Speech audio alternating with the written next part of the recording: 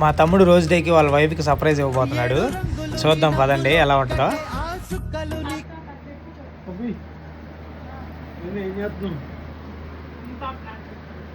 నీకు సర్ప్రైజ్ నేను చెప్తాగా వచ్చాక కళ్ళు మూసుకొని ఒక్కటే ఆ సుక్కలు నీ కళ్ళు ఒక్కటే ఆ మబ్బుల వర్షం లాంటిదే మన జంటనే ఎప్పుడొస్తావంటూ ఎదురు కలిసుండటమే ప్రేమంటే కాదంటూ ఈ జంట హృదయంలో వెలిగించింది చీతి మంట కడదాకా కలిసుండటమే బ్రతుకంటే. Happy birthday.